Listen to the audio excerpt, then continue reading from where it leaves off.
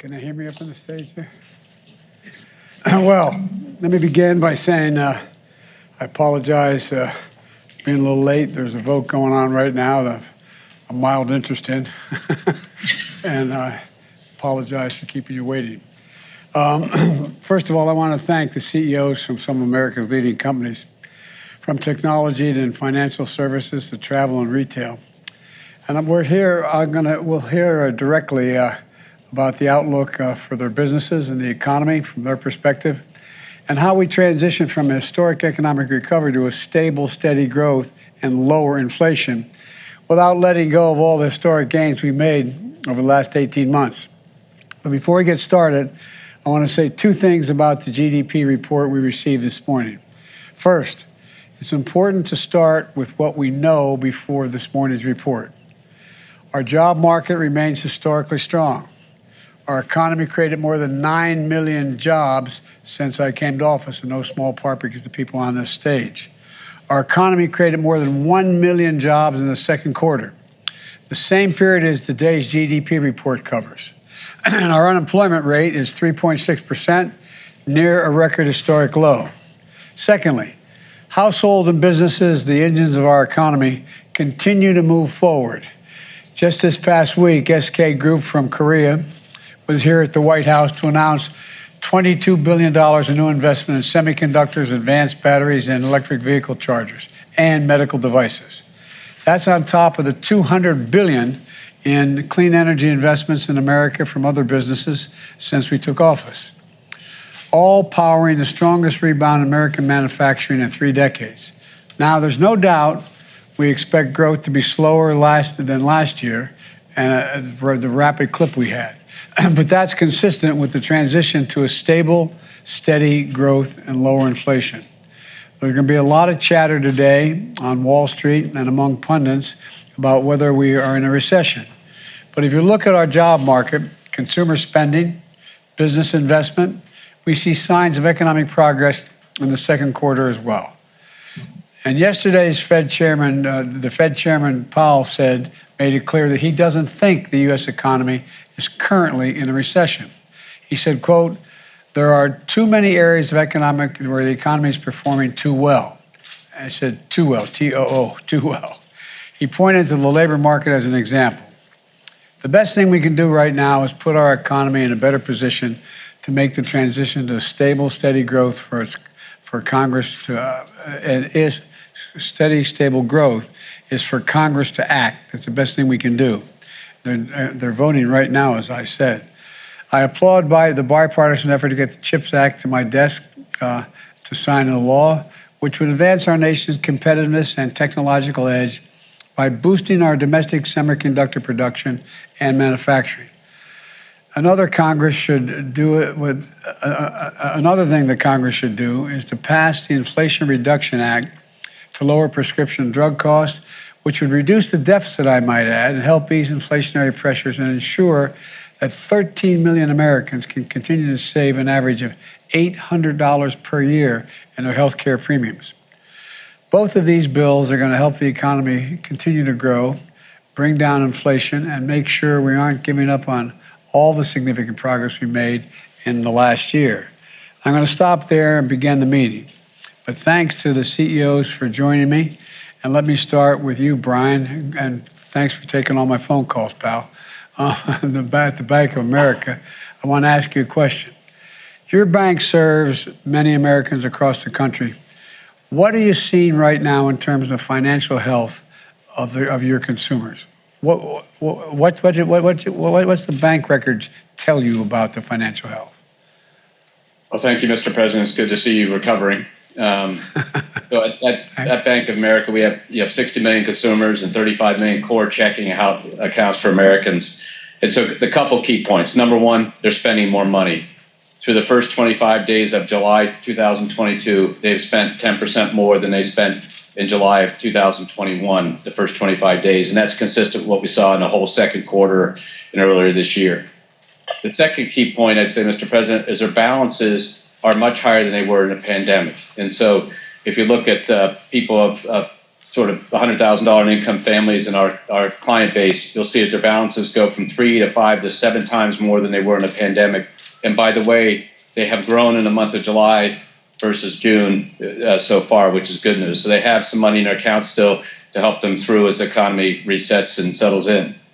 The third thing is on their borrowing. Our credit statistics are better than they ever been, much better than 19, which was a pretty good credit year for banks. So delinquencies are low. They haven't gone up in the month of July. There's lots of credit availability for our customers, and their ability to borrow in the home equity lines or their credit cards. Obviously, the most rate-sensitive parts of the economy, due to what the Fed is trying to achieve and slowing down the economy and getting on more sound footing, mortgages and car loans and things like that have slowed down, but that's an intended outcome. And so even in accounts, you can also see that they're receiving paychecks because we can see that, recurring payments, so that's good. So the consumer's on good spending, as the balance is borrowing, and then the question is what they're spending on, and travel and experiences versus goods. They bought everything they could. They bought a lot of stuff when they were cooped up at home.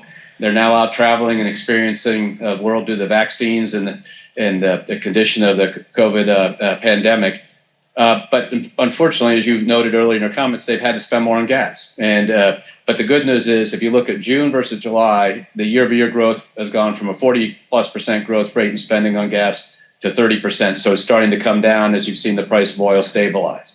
Then the last thing I'd add is just what's on their mind when we talk to them, the same things you read about in the paper. They're worried about inflation because prices go up. They're worried about rent increases because half the consumers in America don't have a mortgage, so they're renting or paying on a monthly basis.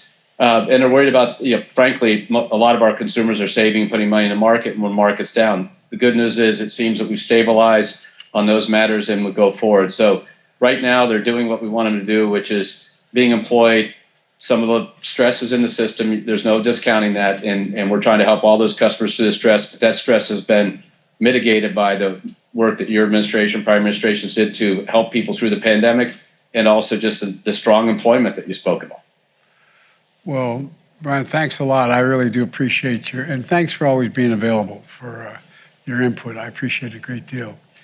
And now I have a question for the CEO of Marriott, who is very disappointed to hear they're investing in travel now. It's a great concern to Tony. Tony, the travel and hospitality industry is experiencing, it did experience tremendous hardship during the pandemic, but the recovery now is experiencing is a very different experience. It's things look really up for your industry right now. And how would you describe the industry today, and how do you see the path of demand through the end of the year? I know nothing's guaranteed, but what's your sense? Well, thank you, Mr. President, for the invitation today. I think what we've learned over the last couple of quarters is really the resilience of travel. And when we look at our forward booking data, we see real evidence of that resilience. And what's interesting, we think about our business through 3 demand segments: leisure, business travel, and group. The recovery has clearly been led by leisure. And in fact, last year, leisure demand got back to where we were pre-pandemic. But what's encouraging is we're seeing real recovery in the other 2 segments. Business transient's been a slower recovery, but as we see more and more folks returning to the office, we see continued improvement. And maybe the biggest surprise has been the pace at which group demand has come back. And group, correct. And we fully expected social group to recover quickly with all of the canceled weddings and bar mitzvahs and family reunions. But now we're seeing strong and consistent recovery in business group travel as well. So quite encouraging. We get lots of questions about what's driving this recovery in the face of rising interest rates, high inflation environment, fuel prices, and the like. But I think there's a series of factors.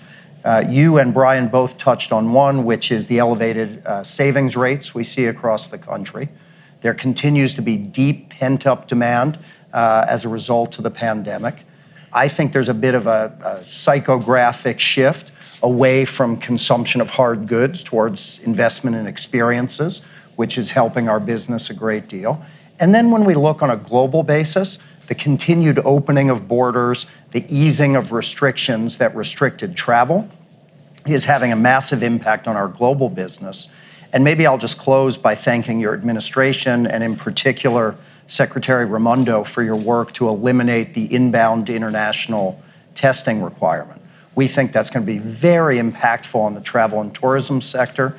And in fact, the U.S. Travel Association just came out and said they expect the direct impact of that change to be an incremental more than 5 million visitors to the U.S. in the balance of this year, spending more than $9 billion. Well, that sounds pretty encouraging overall, not just for this summer, but looking forward. One of the things I want to ask you about is that obviously the pandemic had a profound negative impact. But right now, as I look out there, and I've traveled around the world a lot of late, going to various conferences, there seems to be a willingness or an inclination for business to travel more. Instead of everybody sitting and Zooming everything, it seems to me in-person movement of personnel in businesses around the country, and I see it more around the world, quite frankly, seems to be on the up. Is that accurate, or is that just a perception? President, and in fact, we see two principal drivers.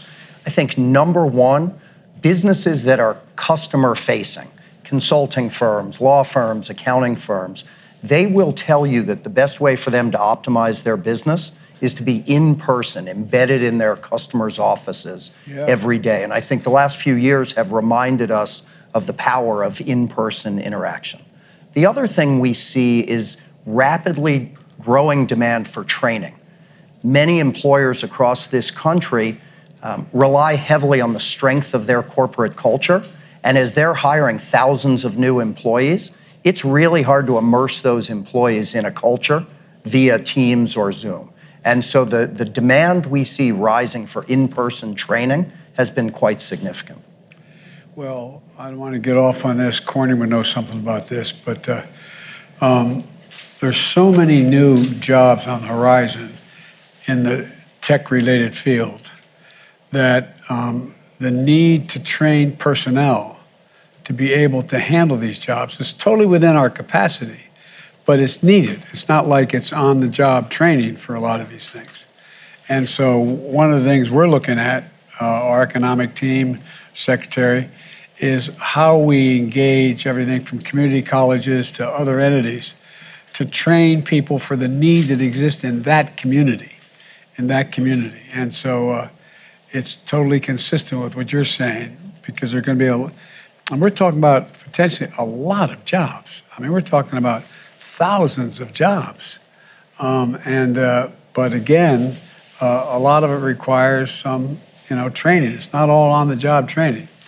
Well, thank you very much for talking to me about that, Tony. And now what I'd like to do is there's an outfit called Corning, right, Wendell?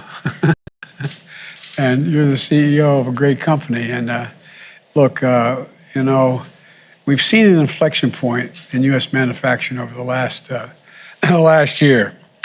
And by that I mean, I can recall in the last administration, I'm not criticizing the last administration, the previous 4 years, and even at the end of our administration, Obama-Biden, the question was, are we still going to be the manufacturing hub of the world? Are we still, are we in manufacturing, where are we going to sit? We're going to do all these other things, but what about manufacturing? And so you've seen in that inflection point manufacturing in the U.S. Can you describe for me what you're seeing at Corning? What's your outlook on the manufacturing sector? Talk to me a little bit about that, if you could. Sure, Mr. President. First of all, you're right. The last 18 months has been tremendous growth for U.S. manufacturing. And we've seen that in our results. And that continues. But there's some subtle things going on as well. We just did our Q2 earnings, so the numbers are fresh in my mind. We're still having good, strong year-over-year growth. Sales up about 7%, earnings up about 8%. And so the growth rate continues at a little bit lower rate than it's been the last 18 months, though. But that good top line, there's a lot going on underneath the surface. So what's driving us is very strong demand for optical communications. Think optical fiber for technologies like 5G, broadband access, cloud computing. Very strong demand for fiber optics. And then also very strong demand for our solar materials going into renewable energy. So very strong on the infrastructure side. But if we look at the consumer side, much like Brian commented on, we're seeing a slowdown in consumer. So let me give you a few examples. We have customers who make liquid crystal displays, so think about televisions, notebooks. At this point in time, our customers are running their capacity at the lowest levels they have since the financial crisis. So panel maker utilization is down tremendously. Now, a big part of that is that build of inventory in anticipation of demand, right? But also the demand signal is not strong from the retail side for that good. So that's very low levels. Think smartphones. Smartphones in Q2 were down about 11% year over year. So pretty strongly. Auto, been depressed for a long time, mostly on supply chain basis. Demand has been there. But there's interesting signals in global demand. In April, there were 0 cars sold in Shanghai. Zero. 0. COVID lockdowns, but 0 Well, is a really yeah. low number, right? COVID lockdown or not. Right? In Europe, in June, we had the lowest number of new car registrations that we've seen since 1996. So we're a global player, so it's the whole global economy, so it's harder for us to, pick on what is in the US, Europe, Asia. But if we were to look at it right now and the trends we see, I'd say the consumer electronics side looks slow. Automotive, not really strong, can't quite sort between supply chain issues or demand. And as we look forward, we'd say the overall trends, that's what we're counting on continuing. Super strong demand in optical communications and solar. And as we now work with Secretary Raimondo on connecting the unconnected next year, that will continue and strong and will expand to meet that. Solar demand we see going forward unabated and will also expand in that. But consumer seems soft to us. Yeah. Well, one of the things that my father was in the automobile business his whole life, ran a major dealership, a General Motors dealership.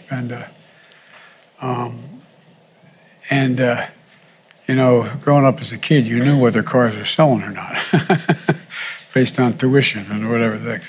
But all kidding aside, I knew, but I never had tried to visualize how critical the high-quality computer chips were for an automobile. And a significant part of the slowdown that occurred when it hit is inflation, the cost of automobiles. People are not buying them, also because they cost so damn much. There's so few of them. They're not manufacturing nearly what they were able to manufacture in the past because of the fact that there's lack of computer chips. But it's not just automobiles. It's anything, phones, cell phones, a whole range. Whereas I found it interesting you talking about how, on the fiber optic piece, that is moving. But how much of that do you think is related to the fact that we put in an infrastructure bill that provided billions of dollars for connecting the internet, for having the ability to access the internet, because we're making it available, quite frankly, with all the money we're spending to make it available to every home in America, every neighborhood. I mean, I'm not sure I'm asking the question properly. I think you know what I'm trying to get at. So talk to me about the difference, demand relating to where we fund it, and we're talking the fiber optics needed to deal with everything from solar to broadband in communities that don't have it now. I mean, one of the things I found was that, and the four of us have talked about this a lot, five of us have talked about this, is, in the middle of the pandemic, going by McDonald's and seeing a bunch of families sitting out there in the parking lot, not eating a hamburger, but connecting to the internet because they had no access to internet, so their kid could get access to the schooling they needed. So talk to me a little bit about how much of this is driven by the inability to afford it or the lack of desire to get it, and how much is driven by when the government is invested in it, it makes a difference. I'm not sure I'm asking the question. I totally understand your question, Mr. President. It's a very good question. So the direct impact of the BEAD program, or the government effort to connect the unconnected, in this year, direct impact is very low. That really starts to come into its power next year. But there's also an indirect impact, which is the commitment of the government and of the administration to making sure we build the infrastructure that's required. Really does make a difference in the behavior of all the players. Yeah. So what we're seeing, though, is just strong demand from our carrier customers because they want to be the ones that connect folks. And they're building out 5G, new tech, which needs a lot more fiber optics than 4G. And then cloud computing also needs a lot more fiber. So those are the big secular trends. But I mean, we shouldn't underestimate the power of positive leadership on things like infrastructure.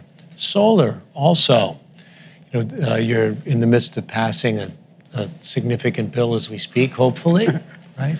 But if that goes through, you can expect that to trigger not just the direct government piece, but by providing that leadership, others will come in with much more serious money, right, to be able to magnify it. So it's hard to answer your question. It's a great question, but it's a very subtle effect. Well, I think you've answered it, because one of the things the Secretary has talked about is that when the government's in on something that everyone acknowledges is useful and needed, like, the fiber optic change, then everybody goes, well, maybe you're trying to tell me something, huh?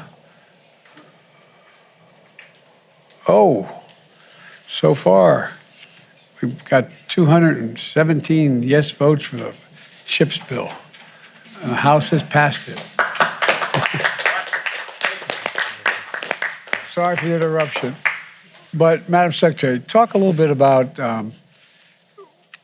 what private sector attitudes change, if they do, if the United States or the government is taking a risk and a chance on betting on by putting their dollars where their money where their mouth is in terms of what needs to be done. Yeah. First of all, congratulations. That is huge. I don't want to. Trying a long time. Yeah, we have been.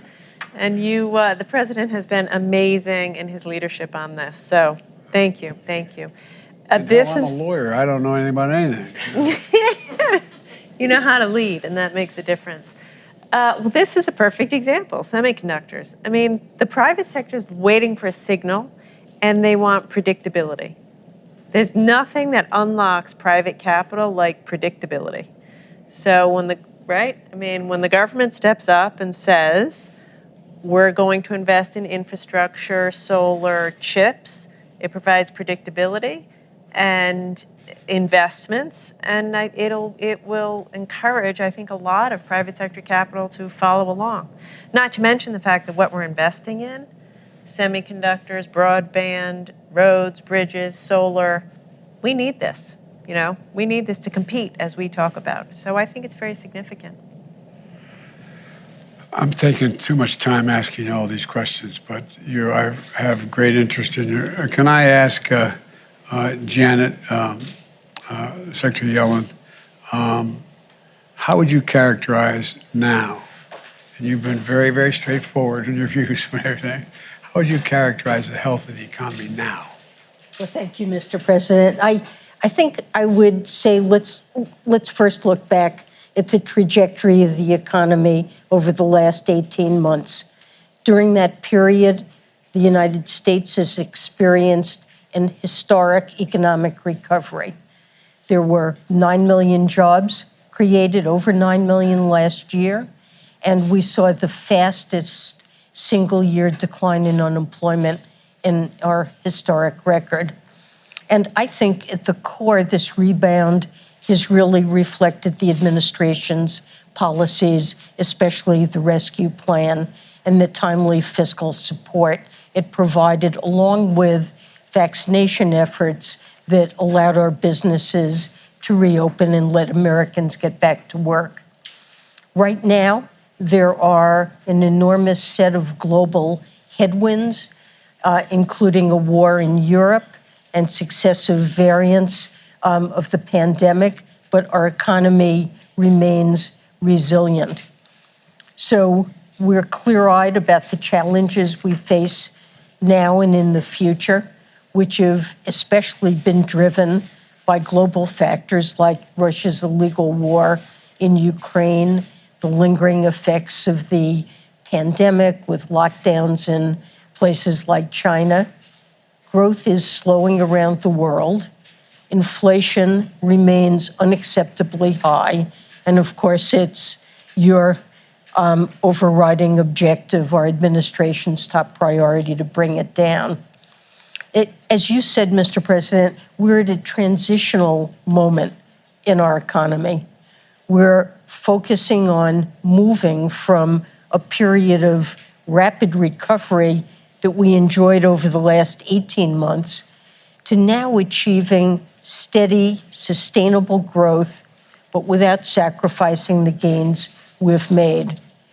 And, economists should look holistically, I think, at data when we evaluate the state of the economy. And we can see, for example, from today's GDP report, that growth in private demand has slowed. That does indicate an economy that is transitioning to more steady and sustainable growth. But job creation is continuing. Household finances, as we've discussed and Brian discussed, household finances remain robust. Consumers are spending. And I believe that in the months to come, with skill and luck, it will be possible to maintain that strength, particularly the strength we enjoy in the labor market, while easing the tightness that has been driving inflation. Well, there's an old expression, a baseball coach of the Dodgers years ago, Leo DeRocha, said, "I'd rather have Lady Luck sitting on my bench than skill." My grandfather was an All-American football player at Santa Clara in the turn of the century. You say, no, I'd rather have luck and skill on the bench. So we're looking for both. Let me just say before I yield to you, Brian, and we can move on to the rest of the folks here.